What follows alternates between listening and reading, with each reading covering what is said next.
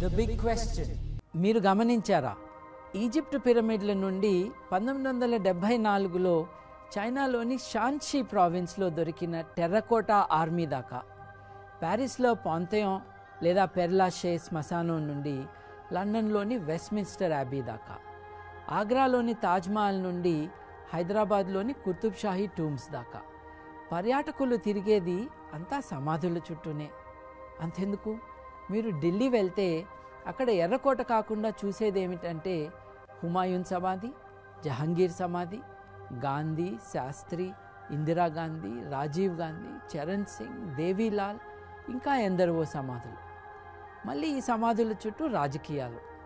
ఆయన సమాధి ఇక్కడెందుకు పెట్టామని కొందరు, అక్కడెందుకు కట్టలేదని ఇంకొందరు. సరే, ఈ సమాధి రాజకీయాలను పక్కన పెట్టి ఒక ప్రత్యేకమైన ప్రదేశానికి వెళ్దాం రండి. ఇప్పుడు మిమ్మల్ని మీరెప్పుడు కనీ విని ఎరుగని ప్రదేశానికి తీసుకెళ్లబోతున్నాం. అక్కడ ఒక గ్రామం ఉంటుంది, కానీ మనుషులుండరు. కేవలం సమాధులే ఉంటాయి. శ్మశాన నిశ్శబ్దం అంతటా తాండవిస్తుంది. అది the village of the dead, మృతుల గ్రామం. భయపడకండి, సమాధులైతే ఉన్నాయి, కానీ మరక్కడ దయ్యాలు లేవు. ఆ సమాధుల చుట్టూ, ఆ సమాధుల లోపల ఒక పురాతన చరిత్ర మాత్రమే ఉంది. రష్యాలో ఒక 450 సంవత్సరాల క్రితం నార్త్ ఒసెటియాలో దార్గావ్లో కట్టిన సిటీ ఆఫ్ ద డెడ్ లాగానే మనం చూడబోతున్న సమాధులు కూడా. కాకపోతే మనం చూడబోతున్నవి మాత్రం 3000 సంవత్సరాల క్రితం కట్టిన సమాధులు.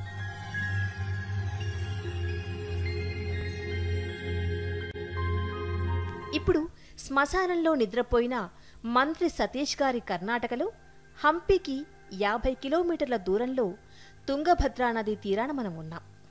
భారత ఉపఖండంలో ఇప్పటి వరకు కనుగొన్న దాదాపు 3000 మెగాలిథిక్ సైట్లలో ఎక్కువ శాతం దక్షిణ భారతదేశంలోనే ఉన్నాయి. వాటిలో ప్రముఖమైన వాటిలో ఇదొకటి. హిరేబెణకల్ గ్రామం దగ్గర ఉన్న ఈ సముదాయాన్ని విలేజ్ ఆఫ్ ద డెడ్ అని పిలుస్తారు. చూడండి, అన్ని రాతియుగపు రాతి కట్టడాలు. ఇక్కడ రాతి వలయాలున్నాయి, సమాధులు ఉన్నాయి. గుప్త నిధుల కోసం దొంగలు కొల్లగొట్టిన తర్వాత మిగిలిన కట్టడాలివి. పర్యాటకులకు తెలియని హిరేబెణకల్లో ఆ నిశ్శబ్దపు ఒంటరితనంలో ఉన్న సమాధుల దగ్గర రాళ్లతో మాత్రం సంగీతం కూడా పలికించవచ్చు సుమా.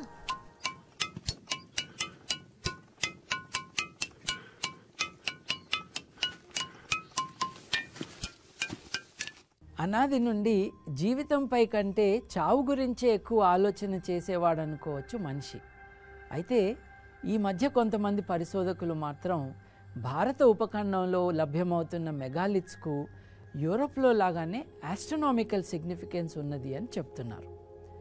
ఎంతో కాలంగా మన ఉపఖండంలో నిర్లక్ష్యానికి గురవుతున్న మెగాలిత్స్పై దృష్టి సారించి సుభాషిష్ దాస్ అనే పరిశోధకుడు చాలా విషయాలను వెలుగులోకి తీసుకువచ్చారు. వాటి గురించి ముందు తెలుసుకుందాం. ఈ పరిశోధనల ఫలితంగా ముందు ఈ రాళ్ళు ఇంకా ఏమి కథలు చెప్తాయో కానీ మన దేశంలో చాలా వరకు మెగాలిత్స్ అన్నీ హిరేబెణకల్ లాగానే సమాధులే అని అర్థమవుతుంది.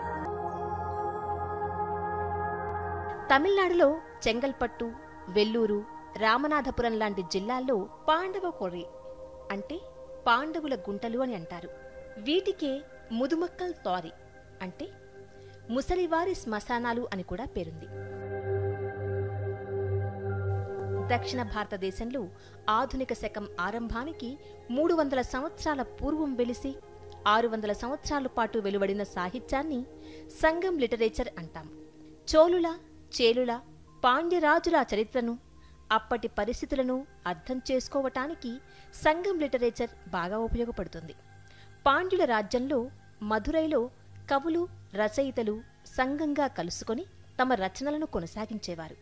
సంస్కృత భాష వ్యాకరణాన్ని మహాపండితుడు పాణిని కూర్చినట్లే తమిళ భాష వ్యాకరణం సంగం లిటరేచర్లో తోల్కాపియం అనే గ్రంథంలో పొందుపరచబడింది.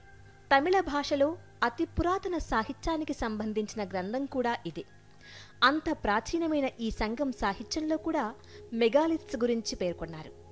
హీరో స్టోన్స్ అంటే వీరులకు గుర్తింపుగా ప్రతిష్ఠించబడ్డ రాళ్లను ఈ సాహిత్యంలో ప్రస్తావించడం చూస్తుంటే అప్పటి సంస్కృతిలో ఇవన్నీ ఎంత ప్రముఖ పాత్ర వహించాయో తెలుస్తుంది.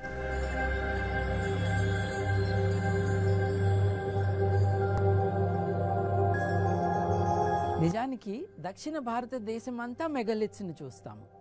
ఇదిగో చూడండి, కేరళలో కొల్లంకు గంట దూరంలో ఉన్న మన్గడులో, త్రిశూర్ డిస్ట్రిక్ట్లో అరియన్నూరులో, చిరమనన్గఢ్లో, ఇటువంటి ప్రదేశాలన్నిటిలో కూడా ప్రపంచంలో ఇంకెక్కడా కనపడని మెగాలిత్స్ కనిపిస్తాయి. దాదాపు 2 మీటర్ల ఎత్తు, అంతే వైశాల్యం ఉన్న ఈ రాళ్ల అమరికను పరిశోధకులేమో టోపికల్స్ అంటారు. వీటి కింద మనుషుల అవశేషాలు లభించాయి కాబట్టి ఇవి సమాధులే అని మనం అర్థం చేసుకుంటున్నాం. ముందుగా ఒక గుంత తవ్వి దానిలో 4 రాళ్ళు నిలబెట్టి మధ్యలో మనుషుల అవశేషాలు పెట్టి పైన కప్పటానికి ఒక రాయిని పెట్టేవారు. చూడటానికి ముచ్చటగా గొడుగులాగా ఉన్నాయని వీటిని ఆ భాషలో కుడకళ్ళు అని అంటారు. కాకపోతే ఇటీవల కాలంలో వీటిని గొడుగులు కాదు, పుట్టగొడుగులు అనాలని కొంతమంది పరిశోధకులు అభిప్రాయపడుతున్నారు. పుట్టగొడుగులంటే మీకిష్టమేనా? సరే, వాటిని ఇష్టపడని వారెవరుంటారు? అయితే మీకిక్కడో పురాతన నేపథ్యం ఉన్న పుట్టగొడుగు గురించి చెప్పాలి. ఇలా చూడండి, అమనిత ముస్కరియా అనే పుట్టగొడుగు గురించి ఎప్పుడన్నా విన్నారా? ఈ రంగుల పుట్టగొడుగును నార్వేలో, స్వీడన్లో వైకింగులు తినేవారని మనకు తెలుసు. రంగురంగులుగా ఉండే పుట్టగొడుగులు ఎప్పుడూ ప్రమాదకరమే. అవి విషపూరితంగా కానీ లేక భ్రమ కలిగించే హాల్యూసినోజెనిక్ మాదక ద్రవ్యాలుగా కానీ మెదడును ప్రభావితం చేస్తాయి. 1968లో గార్డిన్ వాసన్ అనే పరిశోధకుడు వేదాలలో ఉన్న సోమ పదార్థం ఈ పుట్టగొడుగులే అని ప్రతిపాదించాడు. ఆయన సిద్ధాంతం అందరూ ఒప్పుకోలేదు, కానీ ఎంతో ప్రాచుర్యంలోకి వచ్చింది.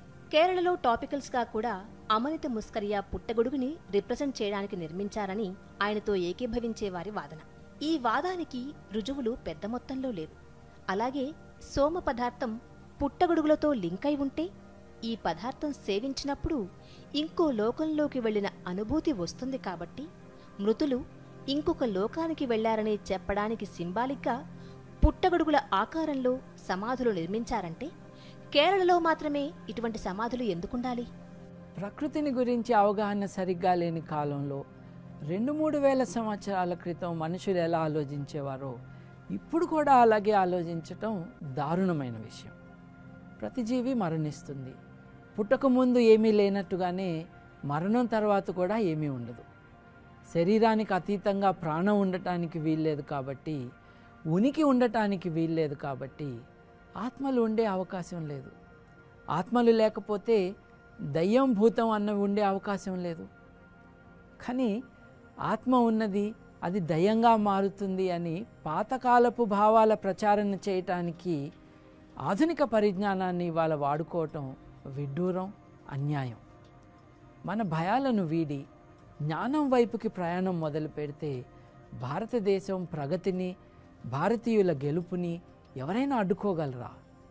మనల్ని ముందుకు సాగనీయకుండా ఆపుతున్న ఈ మూఢనమ్మకాలను ఎలా పారద్రోలాలన్నదే మన ముందున్న బిగ్ క్వశ్చన్.